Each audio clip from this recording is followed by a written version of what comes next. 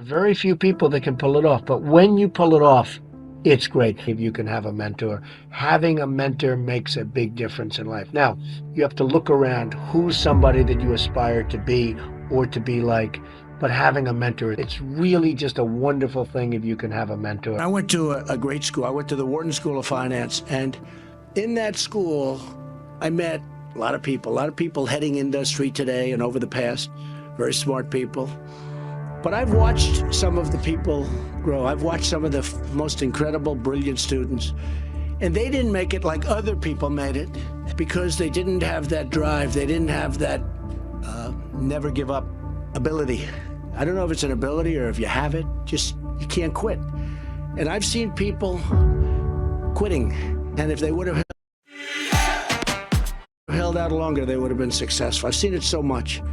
I've seen some of the most brilliant people in the world that never made it because they were quitters. One of the most important things, never, ever quit. Never quit. They were just quitters. They would quit. They just couldn't take it. They couldn't, whatever. One of the things about loving what you do is that it's not work, and therefore you don't quit automatically. It's a lot easier not to quit. But you can never give up. Now, you have to also have flexibility, though.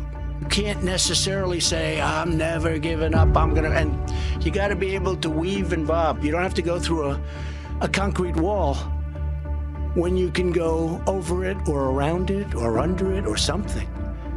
You have to have flexibility. You have to always be able to change course a little bit, maybe always with that same goal, but don't quit. And we're on this planet for a very, very small period of time. And achievement is something that really gives you great pleasure. And when you achieve something, that's great, but now on to the next. Very important, you keep going. I was no different when I was 20 years old, believe me. I wanted to be successful. I wanted to get out of Brooklyn. I said, Pop, I love you, but I want to get out of Brooklyn. I love Brooklyn, but I want to get out. And I love those buildings. I looked from Queens and Brooklyn, and I'd see those big buildings, those big skyscrapers in Manhattan. I said, Pop, that's what I want to do. That's what I wanted to do. About 8 years ago, I was approached by NBC and Mark Burnett to do a show that they had entitled The Apprentice. Now, I had an agent, a big, big, big agent, and he was a great agent. But I shook Mark Burnett's hand, and NBC was dying to do it, and they said, we'd only do it if you do it, Trump. You're the only one we want, nobody else. I was honored, and I said, yeah, okay, I'm going to do it. I knew nothing about television, nothing. My agent calls me, I heard you accepted doing The Apprentice. I won't let you do it. I said, Jim said, Donald, in the history of television, there's never been a primetime show about business or what you're trying to do that succeeded. I said, I wish you told me that. Then he said, and only 3% of the shows that go on television make it. In other words, you're probably going to have a failure anyway, but you'll definitely have a failure. I'm your agent. I do not want you to do this show. I said, you know, Jim, I have a problem. I shook the hand of NBC, and I shook the hand of Mark Burnett. I said, I shook the hand. He said, doesn't matter. You can't do it. I said, I have to do it. Anyway, time goes by. We do the show. It goes on. It starts at number 10. It goes to 8.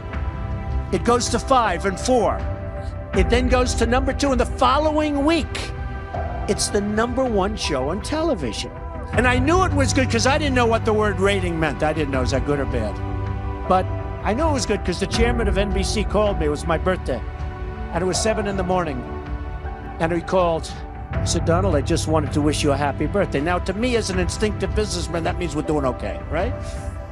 My wife said, who was that? I said, that was the chairman of NBC. He wanted to wish me a happy. She said, darling, it's like 6:30 in the morning. We went out, and I get a call from the agent. And he calls me also. But his call was like at 8. He said, Donald, congratulations. I'd like to see you. I said, Jim, what do you want to see me about? He said, well, your show just hit #1, and if you don't mind, I think I'm entitled to a very substantial commission. I said, how much do you think you're entitled to? Well, how about $2 or $3 million? I said, Jim, you're fired. And that was it. Point is, #1, I shook hands. I want to honor my handshake. I would have, had I not shaken hand, I would have really listen to Jim. That's important. Number two is sometimes in life to be successful, oftentimes, most of the time, you have to follow your instincts. You have to follow your gut. You have to. Your parents may say wrong, your whoever may say wrong, but you have to do it. Now, speaking of that, you've got to love what you do. And I've seen so many instances where people with great talent went into things that they didn't love and they failed. I would always say to people, and I'd see people, and I'd say, you gotta love what you do. Because you love what you do, you work harder. But it's not work. I just bought Doral. I was telling Jerry, I just bought Doral, 800 acres in the middle of Miami. Gorgeous. I'm so excited. I want to fix it up. It's sort of not so nice now. It's got the big tournaments, got everything, but it was run by Wall Street people. Wall Street people aren't good for fixing things. They're good for moving paper. That's not good. That's not what we want in the country. I want to do sort of a version of what you did here, but I have many, many jobs like that. I love taking things and fixing them, taking things and building. I love building. I almost like fixing better because if you're smart, if you're really smart, you can save a lot of money. When the building is there, the foundations are built, the steel is up, the walls are up, and then, you have people say renovation costs you more money. Those are people that aren't smart people. I know that for a fact you renovated a couple buildings here and did very well, that you could never, ever do if you had to build new.